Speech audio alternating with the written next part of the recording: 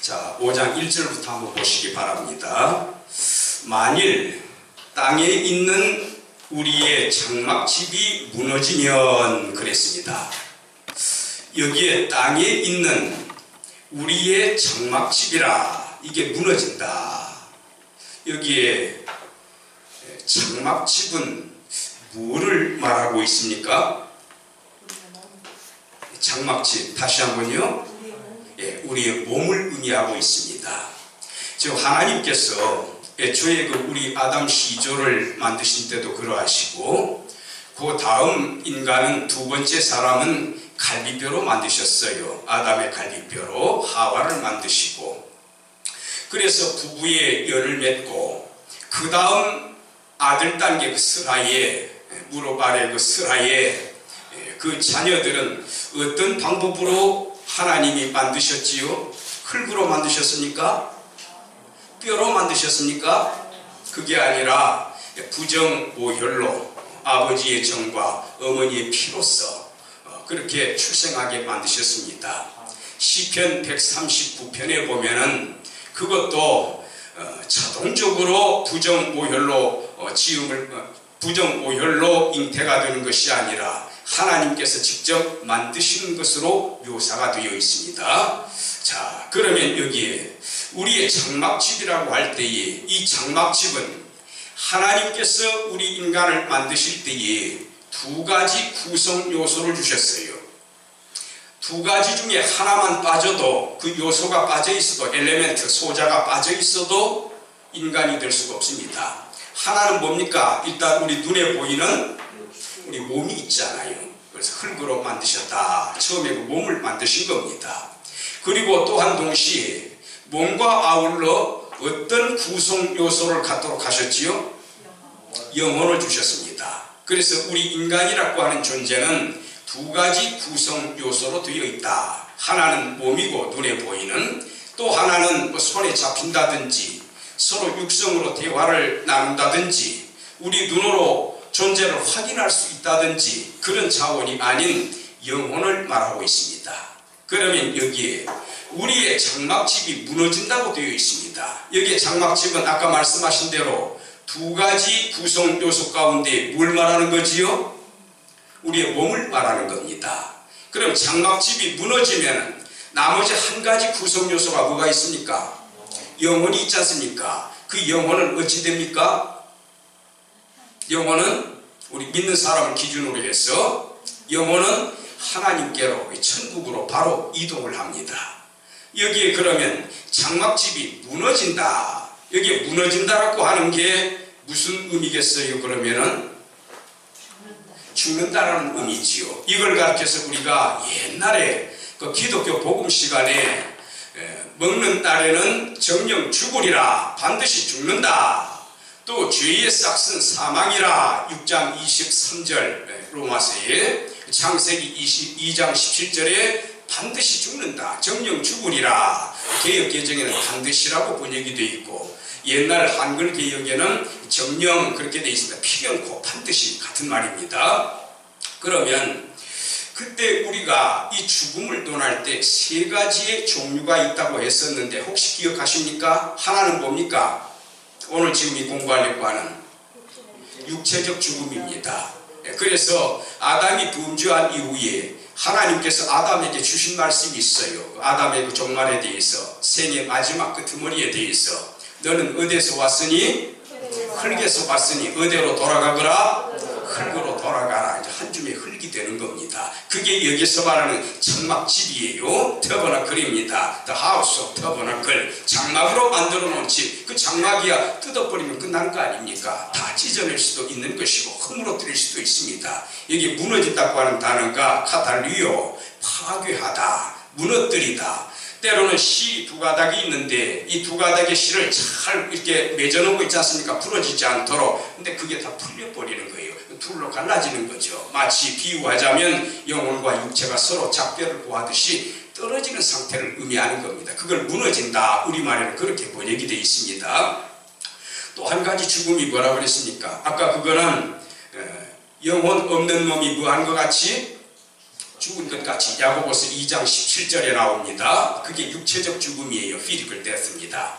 또 하나는 뭡니까? 죽음이라고 하는 게 현재 살아 있습니다. 숨도 쉬고 학교에도 가고 직장에도 나가서 열심히 일합니다.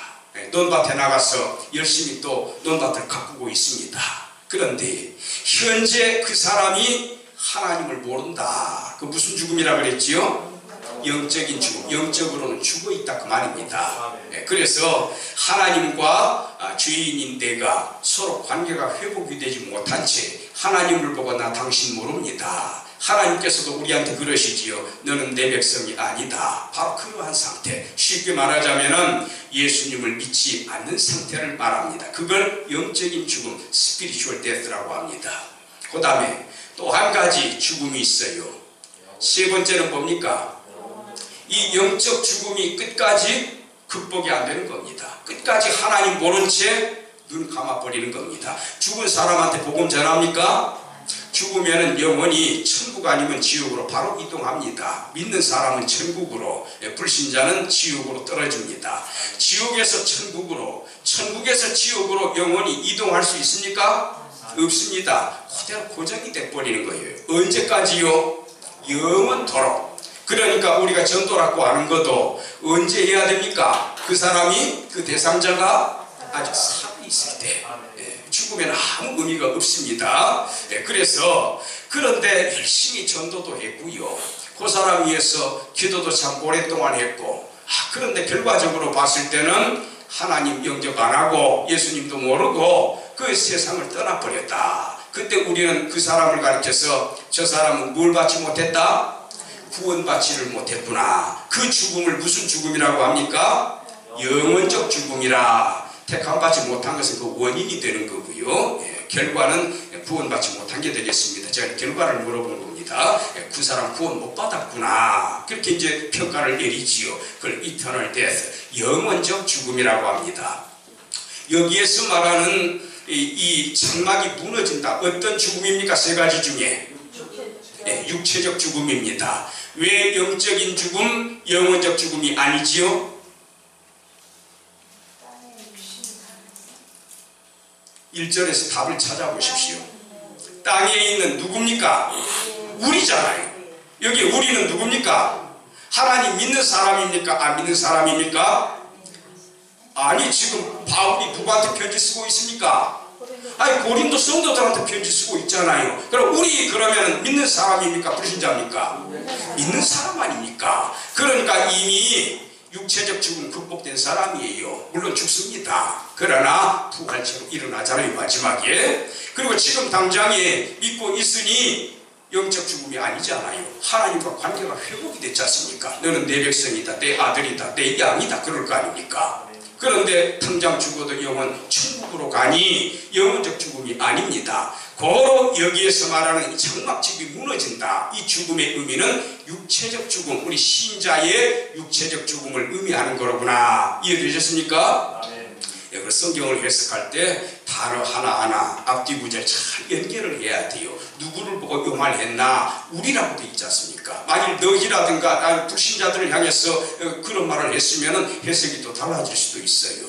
너희라고 해도 상관없겠네요. 고린도 성도들이 되는 거니까. 편지 받아 읽는 사람들. 자, 여기 우리라고 돼 있습니다. 자, 그 다음에 봅시다. 우리의 장막집이 무너지게 되면 하나님께서 지으신 집, 곧 하나님께서 지으신 집이라고 하는 것은 다시 말하자면 뭐로 지은 것이 아니다? 손으로. 여기 손은 누구의 손을 말하겠습니까? 여기 손은 누구 손입니까? 사람의 손, 목수. 예를 들어서 집 짓는 사람 있지 않습니까? 목수의 손으로 지은 것이 아니다. 자, 이 하늘에 있는, 뒤에 봅시다. 그러면 하나님께서 지으신 집이라는 게 뭐냐? 목수의 손을 빌어가지고 이 땅 위에 뚝딱뚝딱 못도 받고 대패질도 하고 지붕도 덮고 그래서 지은 집이 아니다. 그게 그러면 무슨 집이라는 겁니까? 좀 더 뒤에 보니까 어디에 있는? 하늘에 있는 영원한 집이 우리에게 있는 줄 아는. 여기 우리는 신자입니까? 불신자입니까?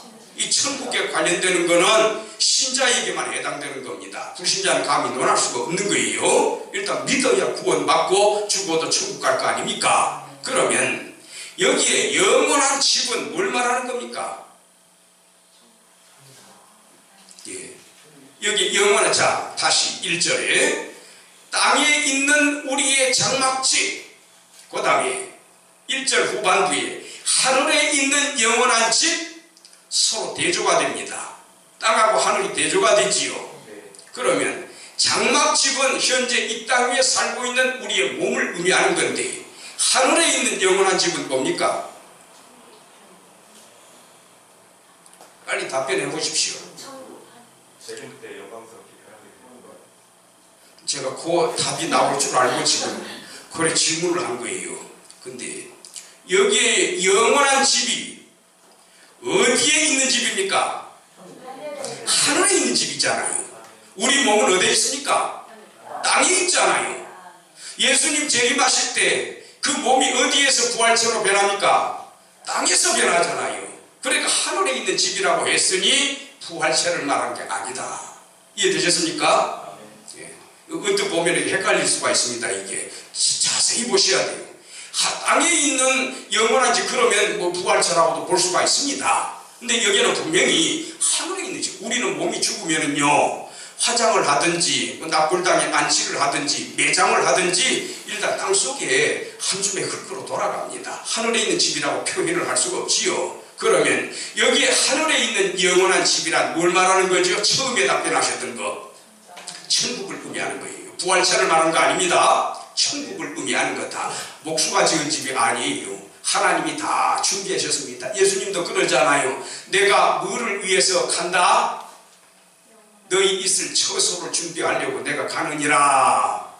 기억나십니까? 바로 천국을 준비하시는 겁니다. 이미 다 천국 준비가 다 돼 있습니다. 뭐 준비 안 돼 있어가지고 예수님께서 뭐 못 들고 망치지라고 그러시겠습니까? 우리 인간의 수준에 맞춰서 인간이 이해하도록 그러려고 내가 떠나느니라고. 애들한테 어머니가 어디 시장 갔다 오시면서도 내 얘야 어디 갔다 올 테니까 좀 기다려 그러고 가잖아요. 우리 어린아이를 대하듯이 예수님께서 우리를 그렇게 사랑하시는 거예요. 말 표현도 그렇게 해주시고 내가 준비하러 간다. 준비가 덜 돼서 준비하러 간다는 말 아닙니다. 하나님은 다 이미 예비해 놓고 계세요.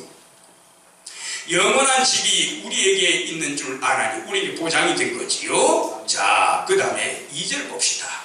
과연 우리가 여기에 있어 그랬습니다. 과연 우리가 여기에 있다. 여기는 어딘가요?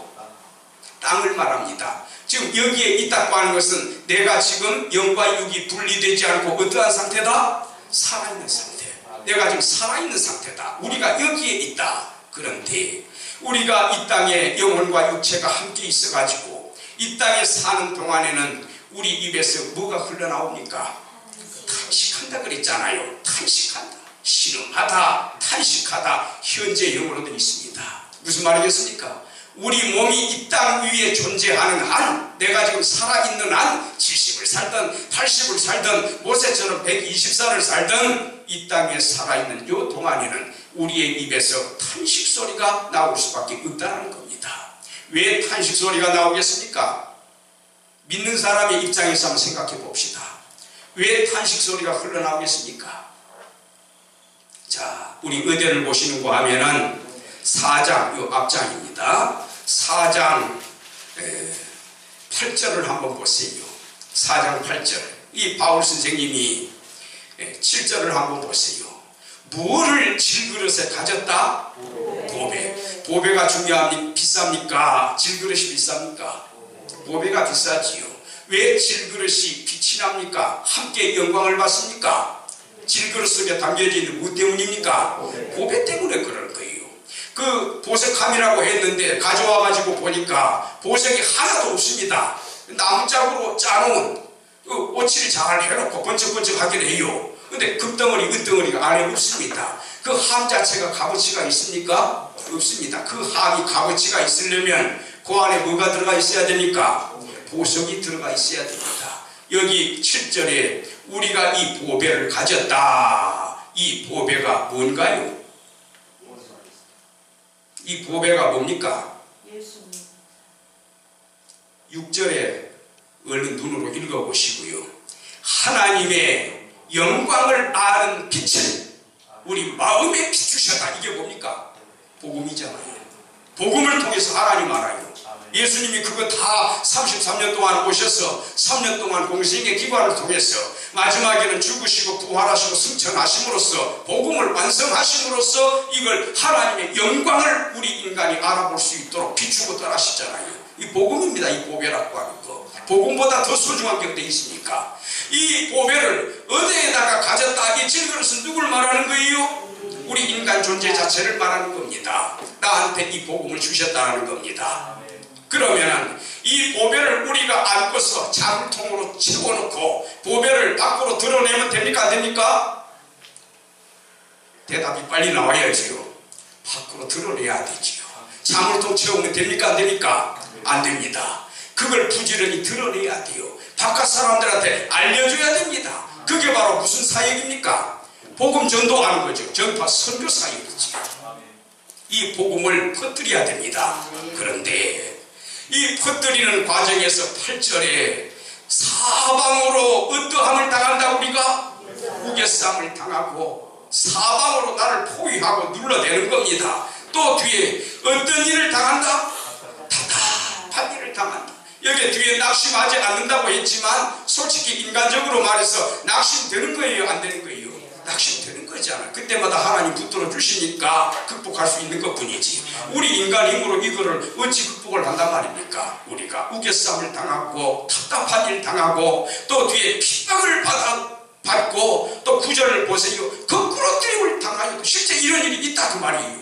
선교사역 가면서 이 질그릇에 보배를 담고 있는데 이 보배를 땅 끝까지 전파하려고 여기저기 들어다니면서 예수 믿으시오, 믿고 구원 받읍시다, 함께 천국 갑시다. 그런데 얼마나 핍박을 많이 받아요. 자, 그래서 10절에 보십시다. 우리가 항상 예수 죽인 것, 예수님의 고난의 십자가입니다. 이 고난의 십자가, 이 죽음의 고통을 어디에다 우리가 지금 짊어지고 있다? 예수님의 고난에 우리가 동참하고 있다는 거예요. 예수님이 십자가에 비참하게 피 흘리며 고통당하시며 6시간 당하셨잖아요. 돌아가신 그 고통을 그분의 종인 우리들, 그분의 복음을 전파하는 우리들도 우리 몸에다가 짊어지고 있으니 얼마나 이 고통스러운 일입니까? 예수님의 죽음에 동참하는 삶입니다. 이게 예수 죽인 것을 우리 몸에 짊어진다는 겁니다. 그 고통을 우리도 좀 짊어지고 있다 그 말이에요. 칼빈은 이 부분을 그렇게 해석하고 있습니다. 자, 11절에 보십시다. 또 이 고통 쪽만 제가 살펴볼게요.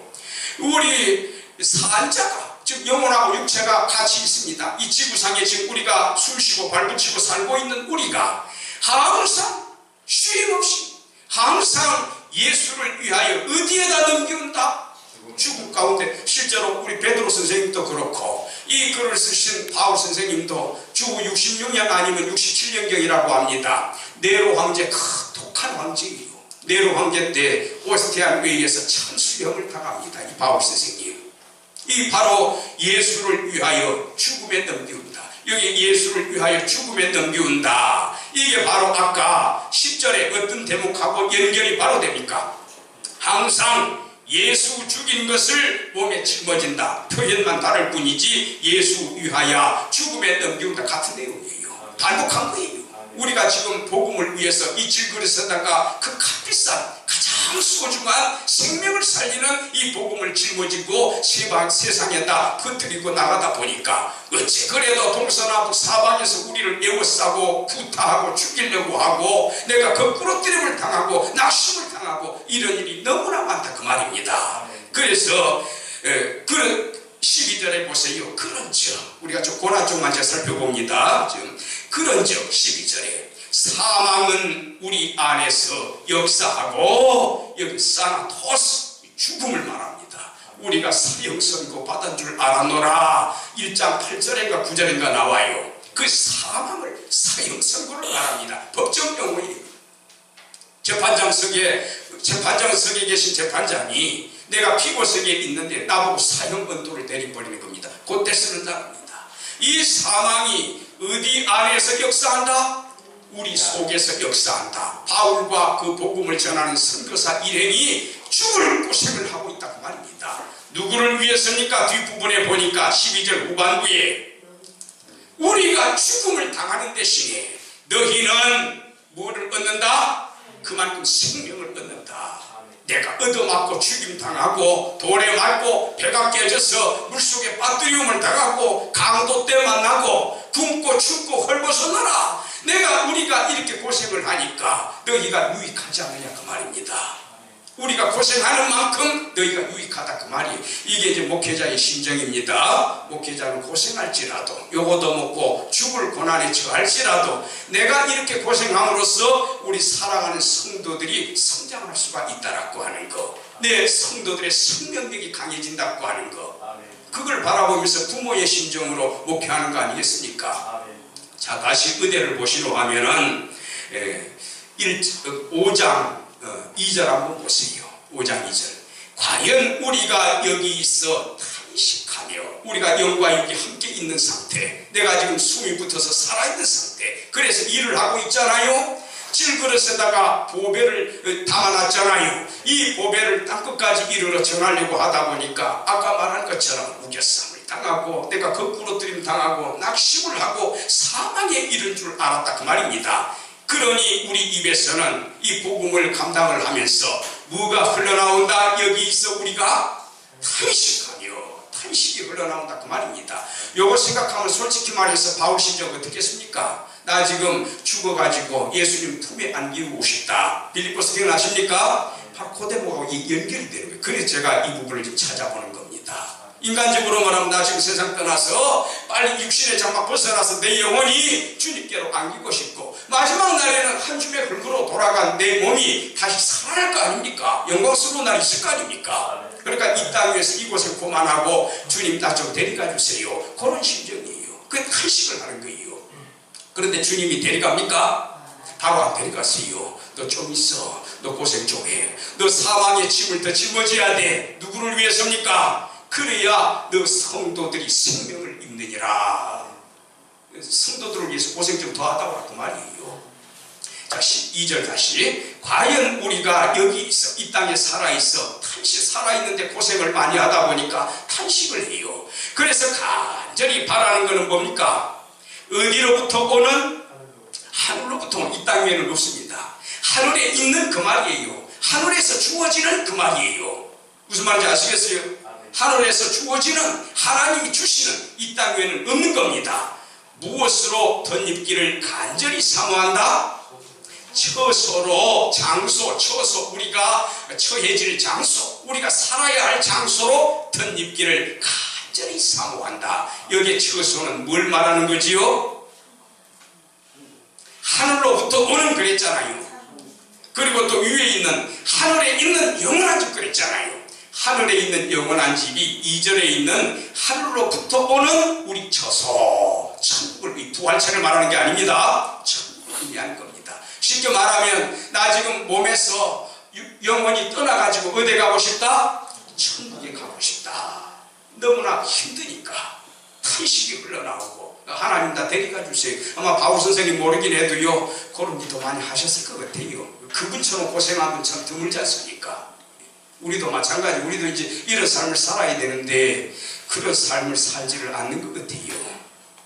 모르겠습니다. 앞으로 남북한이 통일이 되면은 그때 과도기적인 단계가 돼서 아마 순교자도 꽤 나올 겁니다. 북한 지역 같은 데 들어갔다가 처음에는 그런 현상이 있을 거예요. 혹시 그런 때나 요 대목이 딱 들어맞을까? 지금 솔직히 핍박받으면서 목회하는 사람 얼마나 됩니까? 많지 않은 것 같습니다. 물론 이제 재정적인 문제다, 어느 성도가 속썩이다, 그런 건 있어요. 그거는 기본적인 겁니다.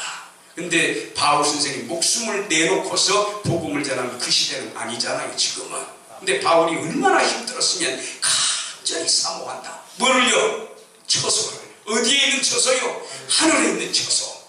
다시 말하면 내 영혼이 내 몸을 육신의 장막을 떠나서 내 영혼이 빨리 천국에 올라가고 싶다. 예수님하고 함께 살고 싶다 그 말입니다. 3절 보십시다. 이렇게 이 붐은 무슨 말입니까? 이게 이제 2000년 전에 기록된 성경이고 또 헬라어지 않습니까? 원판이. 이것도 번역하는 과정도 있고 여러 가지 어려운 점이 좀 있습니다. 여기 이렇게 입으면 이 무슨 말인가 쉽게 표현하면 우리가 이렇게 살아있으면 그 말입니다. 영혼이 육체라는 장막을 입고 있어요. 영혼과 육체가 함께 있는 상태, 영혼이 육체를 입은 겁니다. 그래서 이렇게 입으면 이 말은 영과 육이 분리되지 않고 함께 있는 상태, 쉽게 말하자면 내가 살아있으면 그 말이에요. 우리가 이토록 이렇게 이 모양으로 살아있으면 뭐로 발견되지 않으려 함이라? 벗은 자가 누굽니까? 영과 육이 분리된 자로 발견되지 않으려 함이라. 무슨 말입니까? 쉽게 말하면 우리가 이렇게 살아있으면 죽은 자들로, 저 사람 바울 선생님 돌아가셨구나, 죽은 자들로 발견되지 않으려 함이라 그 말입니다. 만일 입는 것이 아니라 벗어버리면 누구로 발견됩니까? 죽은 자로 발견됩니다. 여기 우리가 죽은 자나 입은 자나 동일한 인물을 말합니다. 바울이 자기 자신을 가리켜서 내가 지금 이렇게 입고 있다, 내가 벗은 자로 발견되지 않으려 함이라. 벗은 자나 입은 자나 그 사람이 그 사람입니다. 무슨 말인지 아시겠습니까? 좀 까다로워요. 이게 얼른 눈에 확 안 들어옵니다. 이게 내가 이렇게 살아있으면 죽은 자가 아니로구나, 이렇게 인정을 받으려 함이라 그 말입니다. 내가 만약 벗어버리면 죽은 자가 돼요. 영혼이 떠나버리니까 내 육신에서. 4절에 보십시다.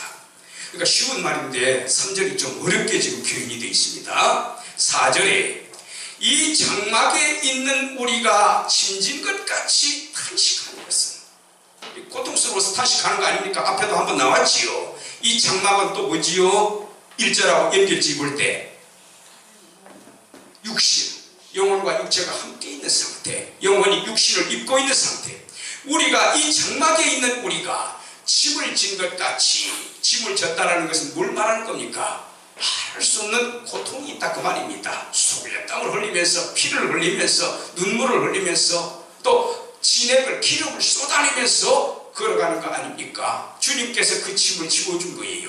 이 짐은, 가장 고상한 짐은 어떤 짐입니까? 사실은 복음 전하는 거.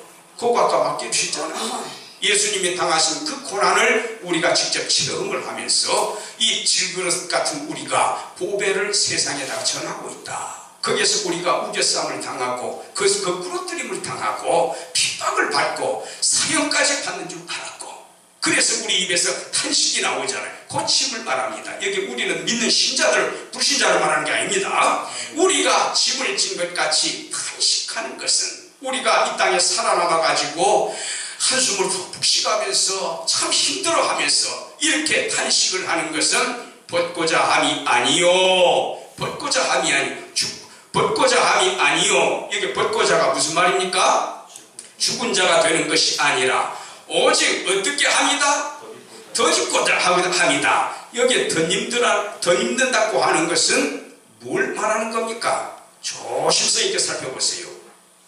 저 아까 2절에도 하늘로부터 오는 우리 처소로 덧입기를 그랬잖아요. 거기에도 덧입는다. 4절에 벗고자 함이 아니요, 이 육체를 벗어버리고자 함이 아니요, 오직 덧입고자 함이니, 여기에 의미상의 목적어, 무엇을 덧입고자 함입니까?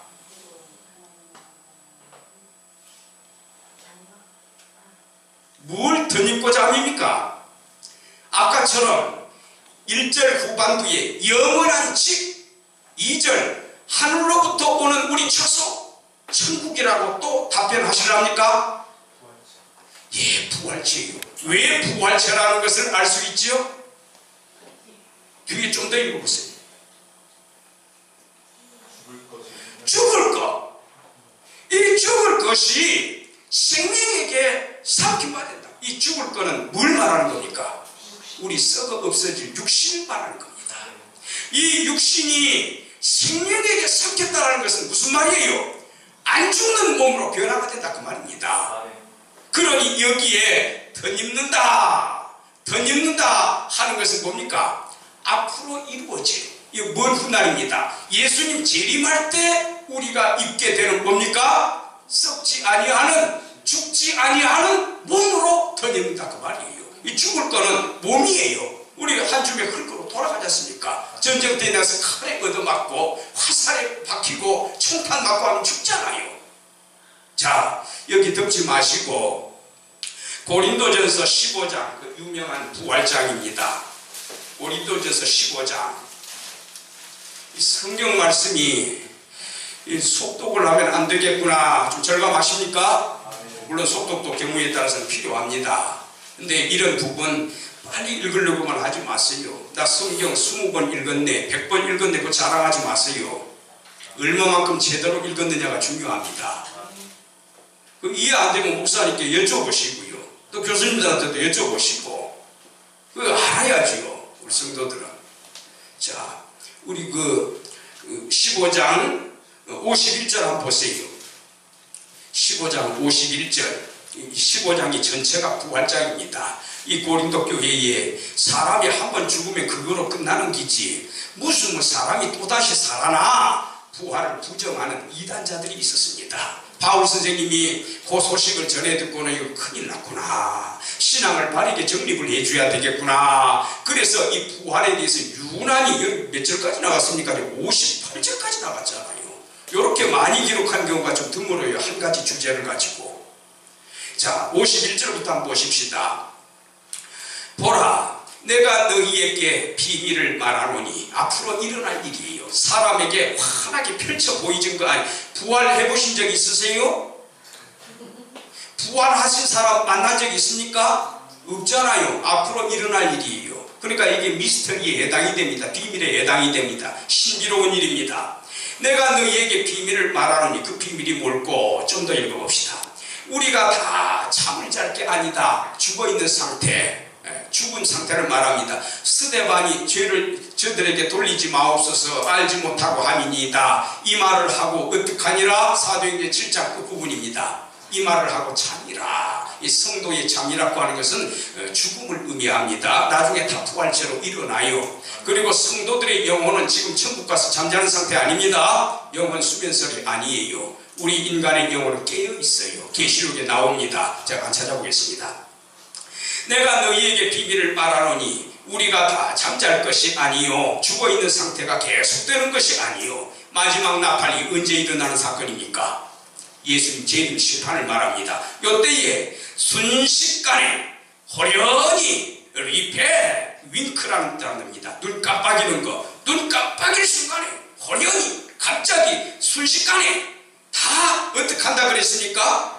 변화가 된다고 되어 있지 않습니까? 변화가 된다. 그럼 어찌 변화가 되느냐? 52절 끝부분에 52절에 죽은 자들이 뭐로 다시 살아나고? 썩지 않는 몸으로, 썩지 아니할 거로 다시 살고. 우리도 만일 그때 우리가 살아있는데 예수님이 지금 오신다, 최후의 심판하신다, 그러면 우리는 죽어야 됩니까? 살아있는 그 상태에서 몸이 어떻게 된다? 변화가 되어버리는 거예요. 죽은 사람은 어떻게 되고요? 살아나고. 예수님 오실 때 혼자 오십니까? 누구하고 오십니까? 판파를 울려줄 천사들하고 또 인간의 영혼들하고 같이 와요. 천국간 영혼들하고. 여기 덮지 마시고 데살로니가 후서 한번 보세요. 데살로니가 전서 그 4장, 데살로니가 전서 4장, 고린도 덮지 마시고요. 13절에 보면 형제들아, 자는 자, 아까 거기에도 잔다고 되어 있지요. 세상을 떠난 죽은 사람들을 말하는 겁니다. 너희가 알지 못함을 우리가 원치 아니하노니 니네들 반드시 알아야 되겠다. 강조요법이, 부정의 부정은 강한 긍정이에요. 소망 없는 다른 이와 같이 슬퍼하지 않게 하려 함이라. 소망이 없어서 슬퍼하다. 무슨 소망일까요? 부활에 대한 소망입니다. 자기 어머니 아버지 작별하고 세상 떠나고 무덤 속에 묻잖아요. 이제는 못 만난다. 연결식이라고 영원한 이별을 구하는 겁니다. 그러나 우리는 그렇지 않습니다. 부활체가 돼가지고 얼싸안고 춤출 때가 와요. 자, 여기 보면은 14절에 우리가 예수에 죽었다가 예수님께서 돌아가셨다가 다시 살아나신 부활을 믿을진대 이와 같이 예수 안에서 자는 자들, 예수님 믿고 죽은 사람들입니다. 하나님이 저와 함께 데리고 오시리라. 하나님 아버지께서, 하나님 아버지는 영체이시기 때문에 여기에서 저쪽으로 이동하시는 분 아닙니다. 하나님은 무소부지하신 분이에요. 예수님은 인성으로는 제한이 있습니다. 서울에 계시면 부산에는 안 계세요. 하늘로 승천하셨으면 이 땅에는 안 계십니다. 예수님의 신성은 우주에 충만합니다. 무소부지입니다. 신이시기 때문에. 그러나 인성은 올라가셨기 때문에 지금 이 땅에 안 계세요. 성경에서는 어디 우편에 앉아 계신다? 하나님 우편에 앉아 계신다. 그렇게 표현을 합니다. 자, 여기에 잘 보세요. 예수 안에서 자는 자들, 누굽니까 이게? 하늘에 가 있는 영혼을 의미하는 겁니다. 하나님께서 그와 함께 예수님과 함께 데리고 오시리라. 여기 오시면 언제 오신다는 겁니까? 재림을 말하는 거예요. 예수님께서 재림하실 때 자는 자들, 이 영혼을 말합니다. 육체는 지금 땅 위에서 한 줌의 흙으로 돌아가 버렸고, 그런데 이 자는 자들, 이 영혼들을 데리고 함께 오신다. 그러면 16절에 보세요. 16절 그 부분에 하늘로 솟아 강림하시리니, 내릴 강자 이말임자, 그리스도 안에서 죽은 자들, 예수 믿고 죽은 자들이 먼저 일어나고, 어디에서 나타나는 현상입니까? 이 땅에서 하늘이 아니, 땅에서 땅에다 묻혔거나 고기밥이 되었거나 네로 황제 때 사자밥이 되기도 했잖아요. 순교자 되신 분들. 하나님은 그때 다 살려요.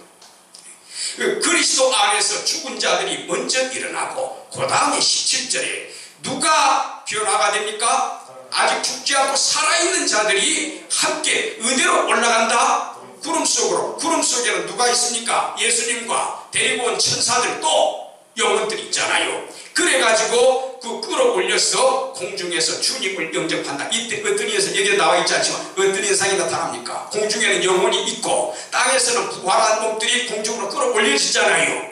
자기 영혼이 원래 자기 육체를 찾아가는 겁니다. 그래 합해지는 거예요. 이게 부활한 몸이 되는 겁니다. 이해가 되십니까? 이 몸은 다시 죽습니까? 안 죽습니까? 안 죽습니다. 여기 덮어드렸습니다. 한 군데만 더. 요한계시록 21장 보세요. 요한계시록 21장, 저 머릿속에 자꾸 떠올라가지고 요한계시록 21장 한번 보십시다. 거기에 보면은 3절부터 볼까요? 그 1절에는 새하늘과 새 땅, 천국이 이루어지는 장면이 나타납니다. 3절부터 봅시다. 내가 들으니, 계시록 21장 3절, 내가 들으니 보좌에서 큰 음성이 나서 가로되 보라, 하나님의 장막이 사람들과 함께 있으니, 하나님이 저희 하나님 아버지입니다. 저희와 함께 거하시리니, 사시리니, 저희는 하나님 백성들이에요. 바로 뒤에 나오네요. 하나님의 백성이 되고, 하나님은 친히 저희와 함께 계셔서 모든 눈물을 그 눈에서 씻기시에 다시는 죽습니까? 안 죽습니까? 안 죽어요. 사망이 없다. 나이 들어서 죽거나 병이 나서 죽거나 전쟁터에서 죽거나 자동차에 받쳐서 죽거나 이런 사망이 없다. 이게 부활체의 특성입니다. 애통하는 것도 없고 곡하는 것도 없고 뭐도 없다. 아픈 게 없다. 암에 걸려, 저처럼 암에 걸려가지고 선생님 나 좀 살려주세요. 병원에 갈 일 없다고 말입니다. 이게 부활체의 특색입니다. 영원히 살아요. 깨끗한 몸입니다. 신비로운, 아담이 처음에 우물딱 하나님께서 흙으로 만들어 놓으신 그 아담보다도 더 좋은 몸이에요. 그 부활체가 아니잖아요. 그래서 처음 것들이 다 지나갔습니다. 여기 처음 것들은 뭡니까?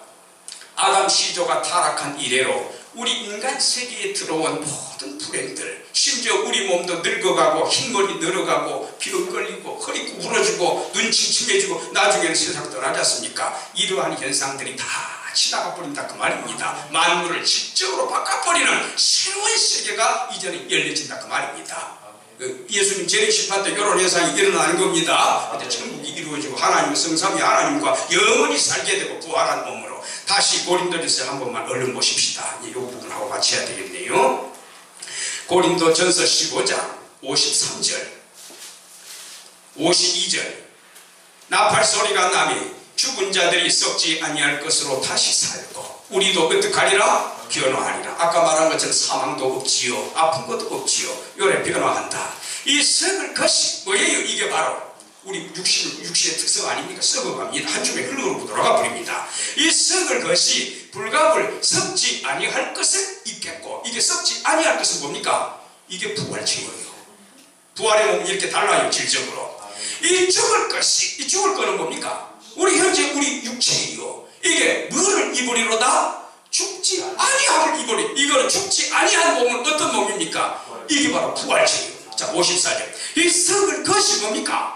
우리 육체가 썩지 아니함을 입고, 이거 뭐지요? 부활체로 변화되고, 이 죽을 것이 반복이 되고 있습니다. 우리 몸이죠? 죽지 아니함을 입고 사망이 이김에 삼킨 바가 되리라. 이 사망은 썩는 거, 죽는 거, 병드는 거, 유하는 거, 늙어가는 거, 주름살 드러나는 거, 허리 부러지는 거, 이 사망, 이 인간을 지배하던 이 몸까지도 이렇게 늙어가게 만들고 죽어버리게 만들고 한 줌의 흙으로 돌아가게 만드는 이 사망이 이김에 삼킨 바, 승리자에게 굴복했다 그 말입니다. 여기에 이김이라는 것은 어떤 상태를 말합니까? 다시는 우리가 죽지 않고 별등지 않는 상태 그 자체가 이김이에요. 그게 부활체로 변화된 상태입니다. 부활체하고 지금 우리 현재 몸인 비부활체하고 상대가 될 수 있습니까? 질적으로 완전히 다르잖아요. 다시 이제 요 부분하고 넘어가요. 고린도후서, 얼른 그거 하고 마칠게요. 고린도후서 아까 5장, 자, 제가 덮어버렸습니다. 자, 5장 다시 한번 보십시다. 자, 5장 3절 보세요. 4절 보세요. 이 장막에 있는 우리가 짐진 것 같이 탄식하는 것은, 육신을 그대로 지금 입고 있는 우리의 제한적인 상태, 탄식하는 것은 벗고자 함이 아니요 오직 덧입고자 함이니. 무엇으로 덧입고자 함이니? 부활체로 변화되고자 함이니, 그 말입니다. 죽을 것이 뭐죠? 이게 육체, 현재 우리 육체 생명에게 삼킴받는다. 사망이 이김에게 삼킴받는다. 이게 어떤 상태였죠? 부활체로 변화된 상태. 아, 이 구절은 뭘 지금 설명하고 있구나? 우리 몸의 육신의 부활을 지금 이야기하고 있구나. 아까 그 고린도전서 15장 51절에서 54절 거기다 살짝 적어놓으세요. 그러니까 연결되는 이 구절이지 않습니까? 서로 간에. 아, 부활체구나. 그러니 여기에서 덧입고자 한다라는 것은 하늘 천국을 의미하는 것이 아니라 뭐를 의미하는구나? 우리 부활의 몸을 의미하는구나. 일단 오늘 여기까지 하고요. 제가 다음 주에 5절에서 9절입니까? 또 쭉 가면 이어가고, 그 다음에 이제 빌립보서 1장부터 바로 들어가도록 하겠습니다. 그 빌립보서 1장에 잊어보셨을지 모르겠네요. 내가 두 사이에서 지금 갈등을 하고 있다. 내가 죽어서 예수님께로 갈 거냐, 아니면 고생 좀 더 하다가 갈 거냐, 이 두 사이에서 나는 어떤 것을 선택을 해야 되는지 나는 알지 못하노라. 그러나 성도들아, 빌립보 성도들아, 내가 아버지의 심정으로 너희들을 자식을 바라보듯이 너희들을 바라보니까 너희의 유익을 위해서 내가 좀 고생하더라도 좀 어떻게 하는 게 좋겠다? 좀 더 살아남아 있는 게 좋겠다. 그러니 내가 지금 감옥 속에 갇혀 있는데 나가가지고 자유롭게 활동할 수 있도록 너희들 나를 위해서 어떻게 해달라? 기도해달라. 그러면 성령께서 역사하시리라. 그 앞부분에 그 내용 기억납니까 지금? 네, 여기까지.